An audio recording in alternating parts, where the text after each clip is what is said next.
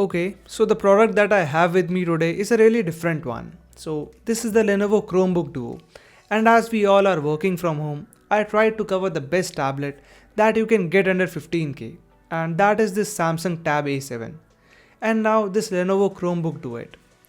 And though I had no big expectations from this product, well, I'm kind of surprised after using it for a couple of days. So let's have a quick look and the unboxing of this Lenovo ChromeBook Duet. By the way guys, this is not a laptop alternative, and you can think of it as a more helpful alternative to a laptop, as this can do all the light tasks only. Anyways, the MRP on the box is around 36,000, which we can safely ignore. And this is priced at around 25 to 26,000 and somewhat lesser during the sale days. And if you are wondering if that is high, well, allow me to change your mind. We have some specs mentioned on the box, and this is the 4 plus 128GB version. So good amount of storage for a hybrid, as Chrome OS is majorly cloud based. Okay, now unboxing it quickly, and wow, the packaging looks neat and looks like we have a lot of stuff to cover. Sweet. First of all, we have the tablet. Let's keep it aside for now, and after that we have these two smaller boxes. So the smaller one has a 10-watt adapter, which is kind of slow, but this one does support up to 15 watts of fast charging with a USB PD charger. And in my time with it, it took around 2 hours with a 15-watt charger. Which is not the fastest you see, but it has a 7000 mAh battery, so that's fine I guess. After that, we have a USB Type A to C cable and a Type C to 3.5mm converter, as this one does lack Mr. Jack, which was not required, but thanks to Apple for this. Next in the bigger box, we have some neat accessories, which is quite surprising and not an Apple-like move. So we get a magnetic kickstand and a magnetic keyboard. How cool is that? So you pay nothing for these extras, as no brand covers this kind of stuff in a box. And this one does make a lot of difference. Now you get a great looking keyboard that feels solidly built and similar for that kickstand. And the use of magnets in here just makes it even sweeter, as it connects with a satisfying snap and easily. I mean, you can connect it even without looking, as the magnets are quite strong in here. Coming back to the tablet now, and this is my favorite part. Okay, so here we have it, and it is really lightweight, plus the build quality feels awesome. It looks like it was made by Google and not Lenovo, to be honest, as the back in here is metal and plastic dual tone, and it feels really nice as it is matte in finish. Overall, solid marks in the build quality, and I am definitely impressed by this.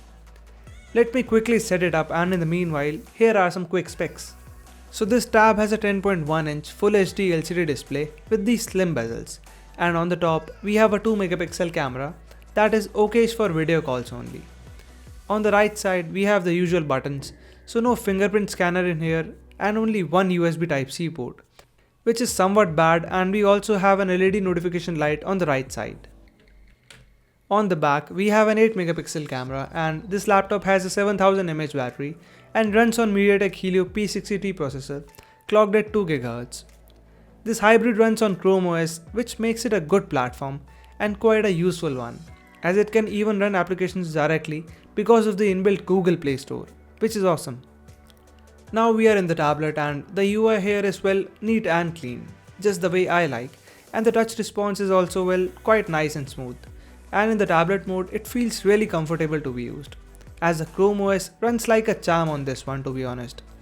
And this device is not the fastest that you will experience, but it is meant for your light tasks like streaming videos, classes, and even to take notes, as it supports USI stylus, which is cool, but you can even try to throw some heavy tasks like I did, and it just handled them perfectly.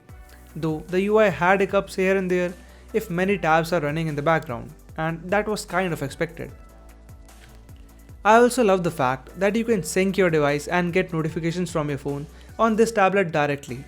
Plus, it unlocks automatically as soon as I unlock my phone, which feels so handy that I just cannot put it in words.